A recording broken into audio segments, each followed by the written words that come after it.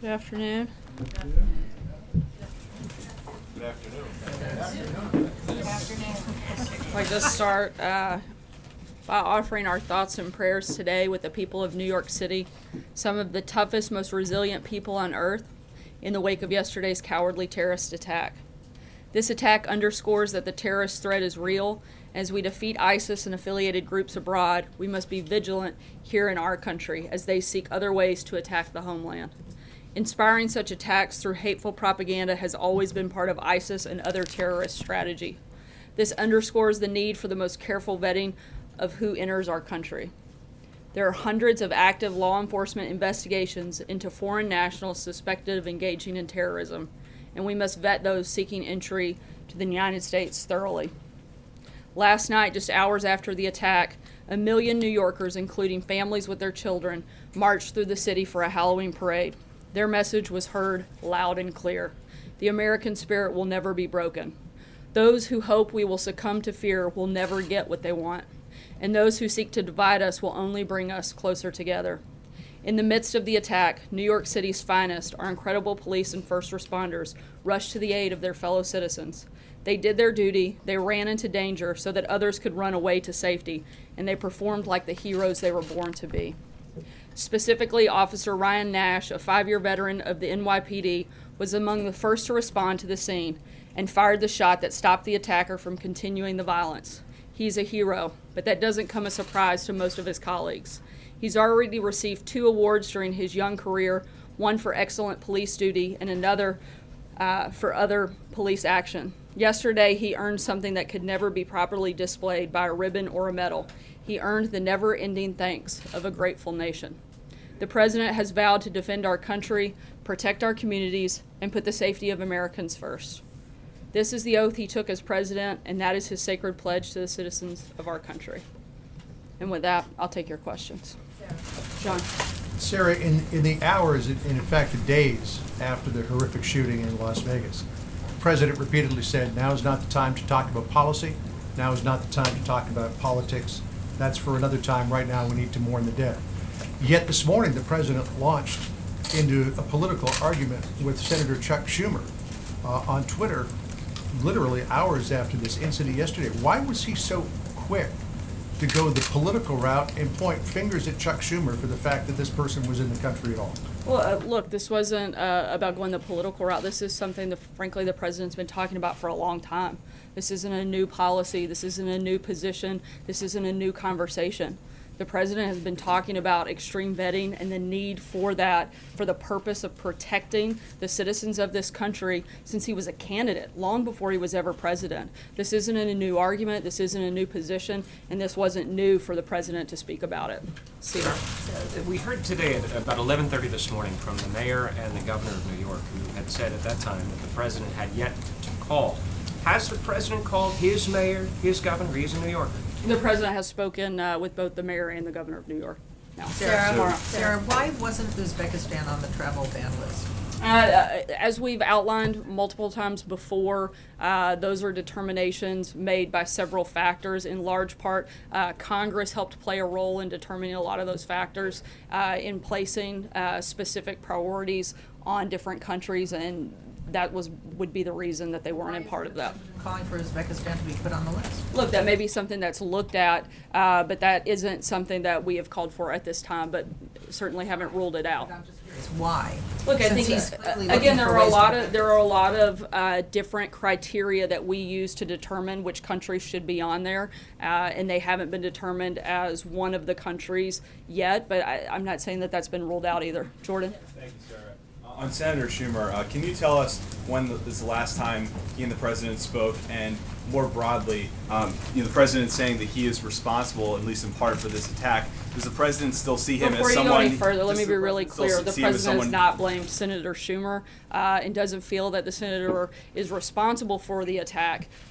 We believe very strongly that the individual who carried out the attack is responsible and no one else. However, we do think that there are policies that could be put in place that help protect American citizens. We've been talking about those for a long time, and we continue to push and advocate for those policies. Does the President still see Senator Schumer as someone he can work with? I think we'd love to work with Senator Schumer to pass legislation on extreme vetting, and if he's willing to do that, we would absolutely welcome his support on it. John Decker. Thanks a lot, Sarah. The president was asked a little bit earlier when he was meeting with his cabinet about the possibility of sending this terror suspect to the detention facility at Guantanamo Bay, Cuba, and he said he is indeed open to that. Does the president believe he has the authority as commander-in-chief to send this terror suspect to Gitmo? That's my first question. And my second question is about Gitmo. What advantages does the president see in sending this terror suspect to Guantanamo Bay, Cuba? Look, the point he was making is that he supports or would support that, but he wasn't necessarily advocating for it, but he certainly would support it if he felt like that was the best move. Are there advantages in terms of sending any terror suspect to Guantanamo? That's a question I think we'd have to dive into deeper and certainly talk with the interagency process before answering that. Matthew. Thanks, Sarah. The president said last night that he'd ordered DHS to step up, quote, our already extreme vetting. I'm wondering if you could tell us a little bit specifically about what extreme vetting entails and if there's any indication that it might have had an impact on preventing yesterday's attack. Sure. Some of the specifics for extreme vetting would be enhancing the collection and review of biometric and biographical data, improving our intelligence streams, improved documentation requirements and verification, improving information sharing with partner nations and foreign law enforcement and intelligence services, and an overall heightened scrutiny and more thorough review procedures for CBP and other agencies that would play a role in that process. Major. Sarah, separate from the Guantanamo Bay question, does the president believe this suspect should be classified as an enemy combatant? I believe we would consider this person to be an enemy combatant, yes. Would the president therefore instruct the Justice Department not to charge him in federal court and to therefore use the powers of enemy combatant and that status to treat him differently, not only in terms of interrogation but prosecution? I don't believe that determination has been made. I think that's something we'll wait till we get a little further into the process. To not having him charged at all in federal court? Again, I said we haven't made that determination, so I'm not going to speak to that yet until we've gotten. You said you're open to the enemy combatant thing. You think I he said is an we would enemy? consider him to be an enemy combatant, but Do in so terms now. of how we would process, yes. And on what basis? I think the actions that he took certainly justify that. Does the green Krista? card status in any way influence that determination? Not that I'm aware of. Krista. Sarah, I want to follow up on the question that John was asking you earlier. You're making the case that these are not new policies he's talking about. And yet the question still remains. He is delving into a policy and political discussion, and he and you were very clear after the Las Vegas shooting that it wasn't appropriate to talk about policy. So what's the difference now? I said it wasn't appropriate to politicize the conversation, which I don't believe we are. We're talking about protecting American lives, and there are things that this president has consistently and repeatedly talked about, advocated for, pushed for, introduced executive orders for, supported legislation for, time and time again since long before he was even president of the United States, that support this position. It's not a new position. There are facts that we know about this horrific tragedy that we know caused some of the things in this horrific tragedy that I think determine what those policy positions that he's been advocating for long before yesterday are very consistent with the activity that could have prevented something like this from happening. The president invoked Chuck Schumer's name, so how can you argue that it's not a political argument that he's making? Look, Senator Schumer has supported these opposing policies, and I think that that is a very basic fact. Margaret. He's not voted against unifying them the for the Gang of country. Eight. Is he failing That's to not true. unify the country at this He critical helped. moment? He helped implement them on the front end long before the Gang of Eight, and the Gang of Eight would have only addressed one part of that problem, as we've talked about many times before. He may have helped isolate one part of the problem, but it would have exacerbated so many other parts of the problem that fall within our immigration system. If you only address one part and not in the totality of it, and introduce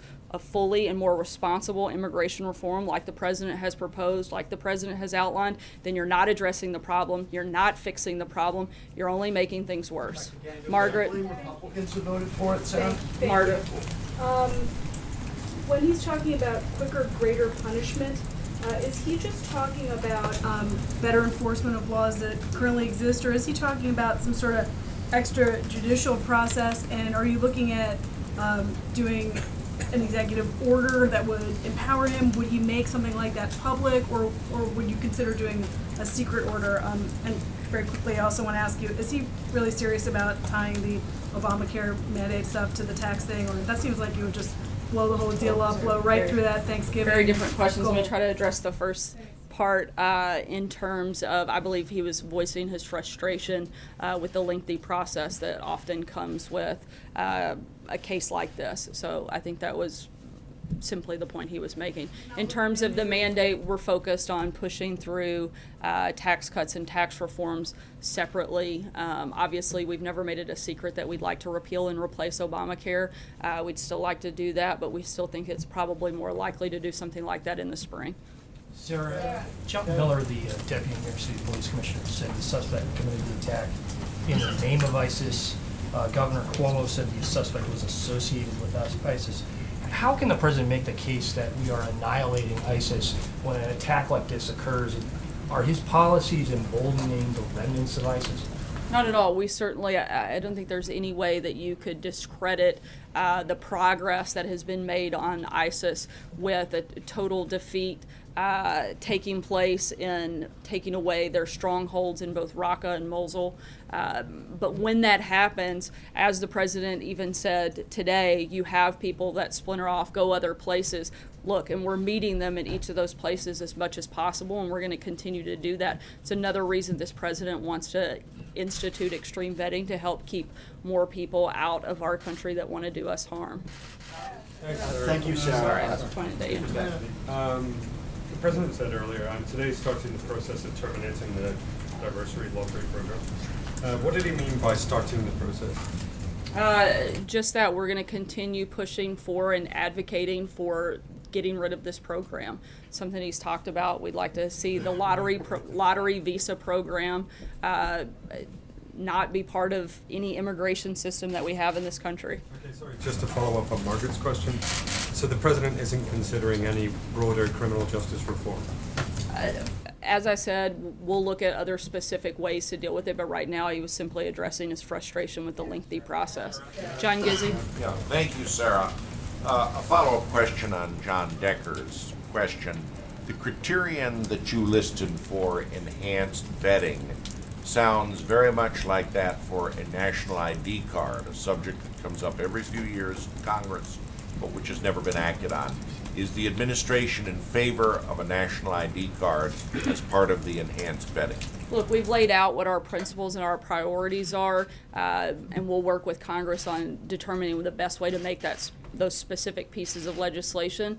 But the things that I outlined are what we'd like to see, and whether or not what form that comes in, that's yet to be determined. But those are the principles we'd like to see take place in any extreme vetting program. You're not ruling out a national ID card as part of the...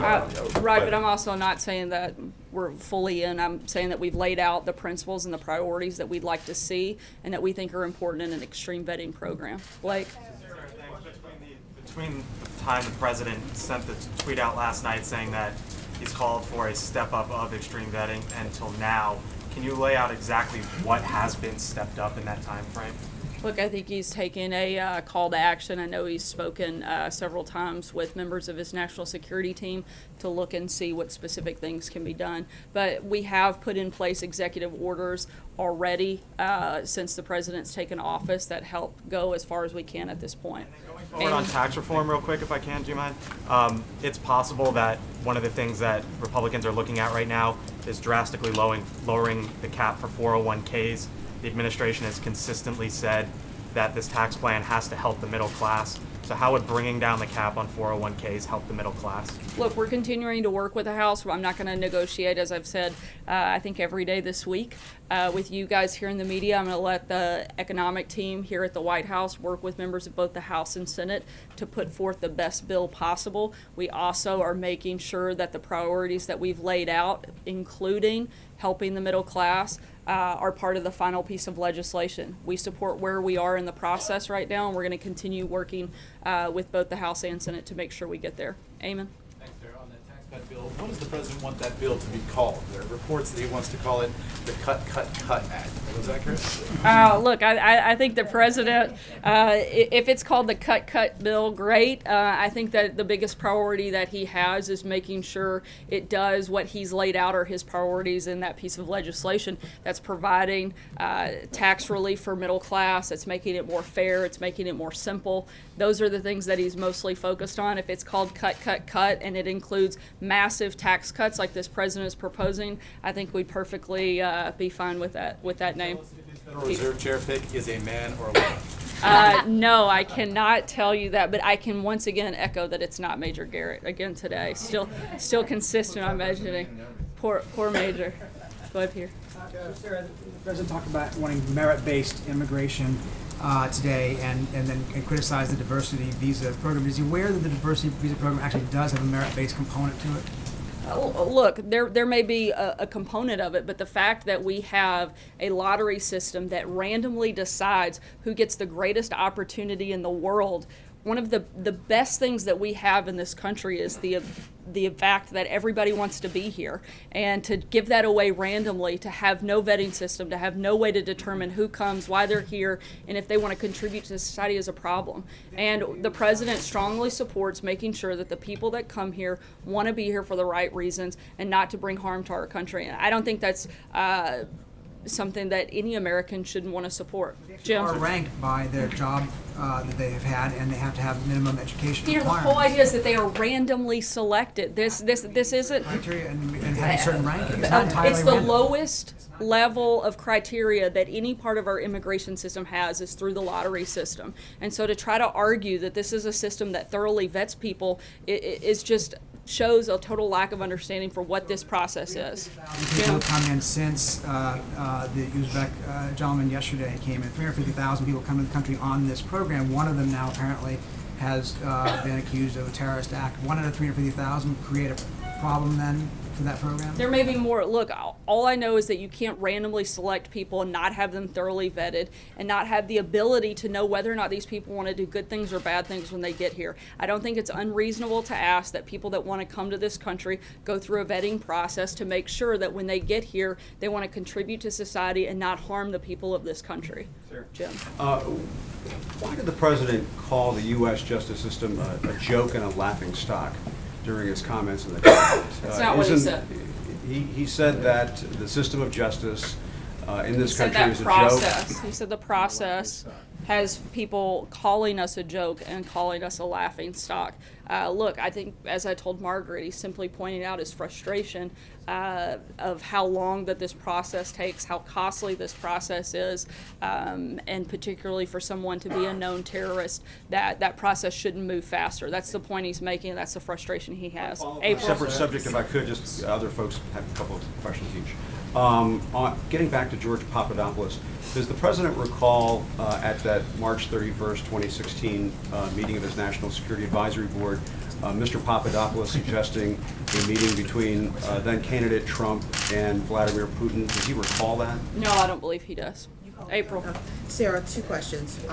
First, Mary Frances Berry, the former head of the U.S. Commission on Civil Rights, says everyone wants vetting, but to stop people from coming because they come from different countries is totally wrong. What say you? Nobody said because they come from a different country. I think that's the whole definition of immigration, is that they wouldn't be U.S. citizens. We certainly haven't said that immigration as a whole should be outlawed. So The lottery is specifically for those coming from other nations that you are not favoring right now because you believe that there is a possibility of terrorism.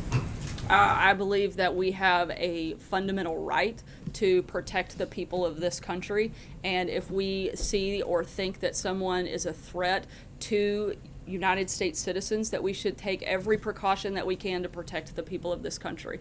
And I don't think most Americans would disagree with that. In fact, most Americans do support extreme vetting and certainly support the protection of the citizens of this country. And second question, last question, compromise, the issue of compromise. What is the definition of compromise as it relates to slavery and the Civil War? Look, I'm not going to get in and relitigate the Civil War. It's like I told you yesterday. I think I've addressed the concerns that a lot of people had and the questions that you had, and I'm not going to relitigate history here. When you left. So, and I'm going to ask the question again. And Why don't you ask it in the way that you're I'm asking it apparently respect- accusing me of being? I'm not accusing, I'm asking a question, Sarah, seriously.